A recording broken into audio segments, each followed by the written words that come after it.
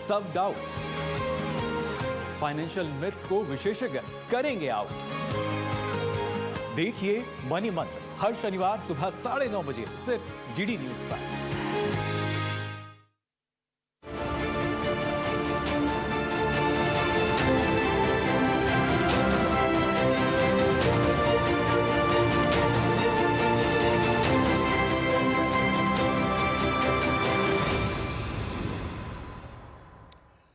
नमस्कार, आप देख रहे हैं संसद समाचार। आपके साथ मैं हूं गौरव श्रीवास्तव। तो चलिए इसकी शुरुआत करते हैं और सबसे पहले नजर डालते हैं लोकसभा की खबरों पर।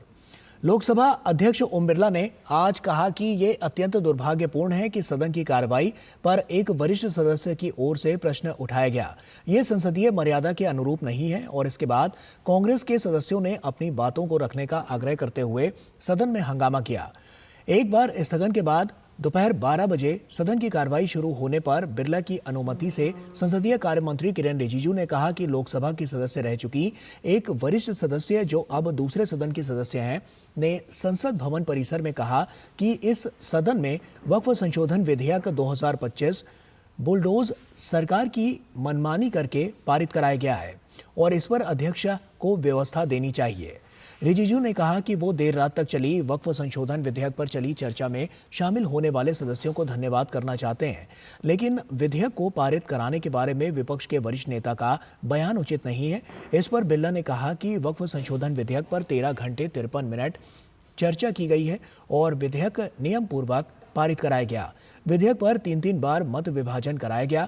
अध्यक्ष ने किसी का नाम लिए बगैर कहा कि इस सदन की सदस्य रह चुकी और अब दूसरे सदन की एक वरिष्ठ सदस्य का इस सदन की कार्रवाई पर प्रश्न उठाना दुर्भाग्यपूर्ण है। बिरला ने कहा कि हम 18वीं लोकसभा के चौथे सत्र की समाप्ति की ओर आ गए हैं।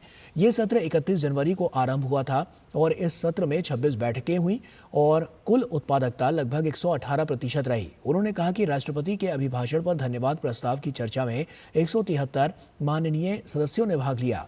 केंद्रीय बजट पर चर्चा में 169 सदस्यों ने भाग लिया। सत्र के दौरान 10 सरकारी विधेयक पुनः स्थापित किए गए और वक्फ संशोधन विधेयक सहित कुल 16 विधेयक पारित किए गए। उन्होंने कहा कि कल शून्यकाल में 202 सदस्यों ने लोक महत्व के विषय सदन में उठाए, जो अब तक इस सदन में एक दिन में शून्यकाल के दौरान उठाए जाने वाले विषयों का रिकॉर्ड है। उन्होंने सभा की कार्रवाई को पूरा करने में सभापति तालिका में शामिल अपने माननीय साथियों, माननीय प्रधानमंत्री, संसदीय कार्य मंत्रियों, नेता प्रतिपक्ष, विभिन्न दलों के नेताओं और माननीय सदस्यों, लोकसभा सचिवालय के महासचिव और सचिवालय के अधिकारियों और कर्मचारियों और संबद्ध एजेंसियों को भी उनके द्वारा प्रदान की गई सहायता के लिए धन्यवाद दिया। बिरला के वक्तव्य के दौरान विपक्ष के सदस्य हंगामा करते रहे और इसी बीच बिरला ने सदन की कार्रवाई अनिश्चितकाल के लिए स्थगित करने की घोषणा कर दी। इससे पहले भाजपा के सांसदों ने कांग्रेस संसदीय दल की प्रमुख सोनिया गांधी की एक टिप्पणी पर उनसे माफी की मांग करते हुए और विपक्षी सदस्यों ने अमेरिका के जवाबी शुल्क टैरिफ को लेकर लोकसभा में हंगामा किया। हंगामे के बीच ही लोकसभा अध्यक्ष ओम बिरला ने प्रश्नकाल शुरू कराया। महिला एवं बाल विकास मंत्री अन्नपूर्णा देवी अपने मंत्रालय से संबंधित एक पूरक प्रश्न का उत्तर देने के लिए खड़ी हुई, तब भी भाजपा सदस्यों का हंगामा जारी रहा।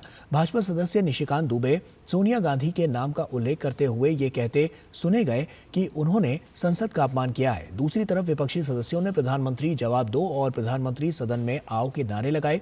नारेबाजी नहीं थमने पर बिरला ने करीब 11:05 पर सदन की कार्रवाई दोपहर 12 बजे तक के लिए स्थगित कर दी।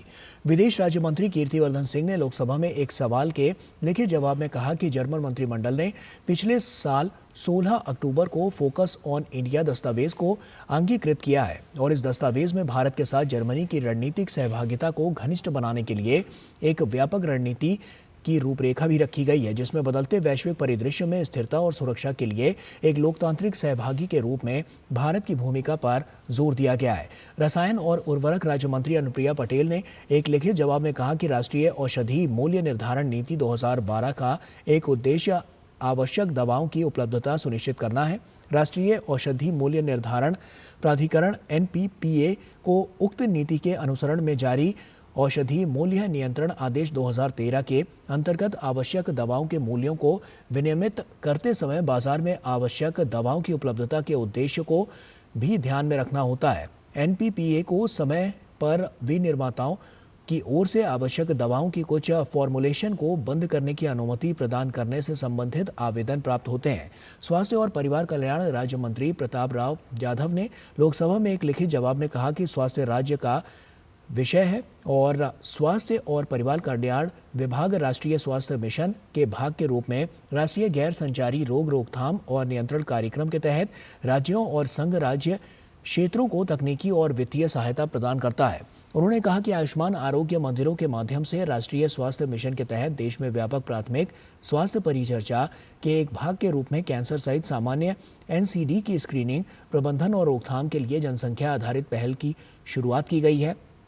स्वास्थ्य परिवार कल्याण राज्य मंत्री अनुप्रिया पटेल ने एक लिखित जवाब में कहा कि वर्तमान में तमिलनाडु सहित देश में कुल 74,306 स्नातकोत्तर सीटें हैं और देश में मेडिकल सीटों की संख्या बढ़ाने के लिए सरकार ने कई कदम उठाए हैं, जिनमें जिला और रेफरल अस्पताल को उन्नत करके नए मेडिकल कॉलेज की स्थापना के लिए केंद्र प्रायोजित योजना, जिसके तहत 157 स्वीकृत मेडिकल कॉलेजों में से 131 नए मेडिकल कॉलेज पहले से ही कार्यशील हैं। प्रधानमंत्री स्वास्थ्य सुरक्षा योजना के तहत सुपर स्पेशलिटी ब्लॉकों के निर्माण द्वारा सरकारी मेडिकल कॉलेजों के उन्नयन के तहत 75 परियोजनाओं को मंजूरी दी गई है, जिनमें 71 परियोजनाएं पूरी हो चुकी हैं। नए एम्स की स्थापना के लिए केंद्रीय क्षेत्र योजना के तहत 22 एम्स को मंजूरी दी गई है और इनमें से 19 को स्नातक पाठ्यक्रम शुरू किए जा चुके हैं। महिला बाल विकास राज्य मंत्री सावित्री ठाकुर ने एक लिखित जवाब में कहा कि 15वें वित्त आयोग की अवधि के दौरान मिशन सक्षम आंगनवाड़ी और पोषण 2.0 के तहत सरकारी भवनों में स्थित 2 लाख आंगनवाड़ी केंद्रों को प्रति वर्ष 40,000 AWC की दर से बेहतर पोषण प्रदायगी और प्रारंभिक बाल्यावस्था देखभाल तथा शिक्षा के लिए सक्षम आंगनवाड़ी के रूप में सुदृढ़ और उन्नत किया जाता है। सक्षम आंगनवाड़ी पारंपरिक आंगनवाड़ी की तुलना में बेहतर बुनियादी ढांचा प्रदान किया जाता है। तो ये तो रही बात लोकसभा की। आइए बात करते हैं राज्यसभा की। पश्चिम बंगाल में 25,000 शिक्षकों की नियुक्ति को सर्वोच्च न्यायालय द्वारा निरस्त किए जाने और वक्फ संशोधन विधेयक को लेकर आज राज्यसभा में सत्ता पक्ष और विपक्ष के सदस्यों के बीच तीखी नोकझोंक हुई। इसके कारण सदन की कार्रवाई पहले 12 बजे और फिर 1 बजे तक के लिए स्थगित करनी पड़ी। इससे बजट सत्र के दूसरे चरण के अंतिम दिन सदन में शून्यकाल और प्रश्नकाल नहीं हो सका और इसके बाद सभापति जगदीप धनखड़ ने सदन की कार्रवाई अनिश्चितकाल के लिए स्थगित कर दी। संसद के बजट सत्र का पहला चरण 31 जनवरी से 13 फरवरी तक और दूसरा चरण 10 मार्च से शुरू होकर आज संपन्न हो गया और सुबह विधायी दस्तावेज सदन के पटल पर रखे जाने के बाद सभापति धनखड़ ने जैसे ही कार्रवाई की शुरुआत की, सत्ता पक्ष के सदस्यों ने जोर जोर से बोलना शुरू कर दिया। सभापति ने केंद्रीय मंत्रियों पीयूष गोयल और शिवराज सिंह चौहान को संबोधित करते हुए कहा कि शोरगुल के कारण ये स्पष्ट नहीं हो पा रहा है कि आखिर मामला क्या है। इस पर सत्ता पक्ष के सदस्य कुछ शांत हुए और सभापति धनखड़ ने भारतीय जनता पार्टी के डॉक्टर लक्ष्मीकांत वाजपेयी को बात रखने का मौका दिया। डॉक्टर वाजपेयी ने पश्चिम बंगाल में सरकारी स्कूलों में शिक्षकों की भर्ती में गड़बड़ी को देखते हुए उसे रद्द करने के कोलकाता उच्च न्यायालय के निर्णय को बरकरार रखने के सर्वोच्च न्यायालय के कल के निर्णय को एक बहुत गंभीर विषय बताया और इसी बीच तृणमूल कांग्रेस सहित विपक्षी सदस्यों ने डॉक्टर वाजपेयी का विरोध करना शुरू कर दिया और सदन में शोर शराबा बढ़ने लगा। सभापति ने इसी दौरान तृणमूल कांग्रेस के सदस्य डेरेक ओ ब्रायन को व्यवस्था का प्रश्न उठाने की अनुमति दी। ब्रायन के खड़े होते ही शोरगुल और बढ़ गया। सभापति ने हंगामा बढ़ता देख सदन की कार्रवाई 12 बजे तक के लिए स्थगित कर दी। इस स्थगन के बाद 12 बजे जब सदन पुनः समवेत हुआ तो सत्ता पक्ष और विपक्ष के सदस्यों ने जोर जोर से बोलना शुरू कर दिया। सदन में कांग्रेस के उपनेता प्रमोद तिवारी ने वक्फ संशोधन विधेयक के संबंध में कुछ कहने की कोशिश की, लेकिन सभापति ने कहा कि सदन में व्यवस्था की स्थिति नहीं है और वो कार्यवाही स्थगित कर रहे हैं और इसके बाद उन्होंने सदन की कार्रवाई 1 बजे तक के लिए स्थगित कर दी। 1 बजे कार्रवाई शुरू होने पर सभापति ने राज्यसभा के 267वें सत्र का अनिश्चितकाल के लिए स्थगित करने से पहले अपने समापन भाषण में कहा कि लंबे अंतराल के बाद सदन में ज्ञान, हास्य, व्यंग्य और हाजिर जवाबी के अलावा संसदीय शिष्टाचार, अंतर्दलीय सहयोग और विधायी कठोरता के साथ साथ बौद्धिक सामंजस्य को भी देखने को मिला। उन्होंने कहा कि सदन ने राष्ट्रपति के अभिभाषण पर धन्यवाद प्रस्ताव पर 3 दिनों तक गहन चर्चा की, जिसमें 73 सदस्यों ने भाग लिया। इसके अलावा केंद्रीय बजट 2025 से 26 पर भी 3 दिनों तक विचार विमर्श समान रूप से तीक्ष्ण और व्यापक रहा और इसमें 89 सदस्यों ने हिस्सा लिया। उन्होंने कहा कि सदन ने सरकार के 4 प्रमुख मंत्रालयों के कामकाज पर भी गहन चर्चा की।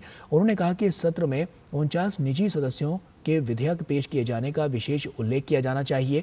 सभापति ने कहा कि कुल मिलाकर सदन ने कुल 59 घंटे तक काम किया और सत्र की उत्पादकता 119% रही। उन्होंने कहा कि 3 अप्रैल को राज्यसभा ने विधायी इतिहास के पन्नों में अपना नाम दर्ज कराया, जिसमें सुबह 11 बजे से लेकर अगले दिन सुबह 4 बजे तक 2 मिनट तक लगातार अभूतपूर्व बैठक हुई। ये राज्यसभा के इतिहास में सबसे लंबी बैठक थी और इस मैराथन बैठक के दौरान सदन ने परिवर्तनकारी वक्फ संशोधन विधेयक 2025 पारित किया।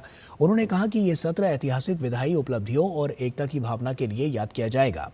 ये भारत की संसदीय यात्रा में एक निर्णायक क्षण के रूप में खड़ा है। इसके बाद उन्होंने सदन की कार्रवाई अनिश्चितकाल के लिए स्थगित कर दी। इससे पहले सदन ने असम का प्रतिनिधित्व करने वाले अपने 2 सदस्यों असम गण परिषद के वीरेंद्र प्रसाद वैश्य तथा भारतीय जनता पार्टी के मिशन रंजन दास को विदाई दी।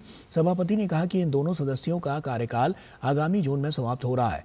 उन्होंने दोनों सदस्यों के सार्वजनिक जीवन और सदन के कामकाज में योगदान का उल्लेख करते हुए उन्हें बेहतर स्वास्थ्य और भविष्य के लिए अपनी तथा सदन की ओर से शुभकामनाएं दी। कृषि और किसान कल्याण राज्य मंत्री रामनाथ ठाकुर ने आज राज्यसभा को बताया कि दूसरे अग्रिम अनुमान के अनुसार देश में वर्ष 2024 से 25 में 1154 लाख टन से अधिक गेहूं का उत्पादन होने की संभावना है। ये पिछले वर्ष की तुलना में 1.89% अधिक है। उन्होंने कहा कि सरकार गेहूं की घरेलू कीमतों पर बारीकी से नजर रख रही है और उपभोक्ताओं और घरेलू किसानों के हितों को ध्यान में रख रही है।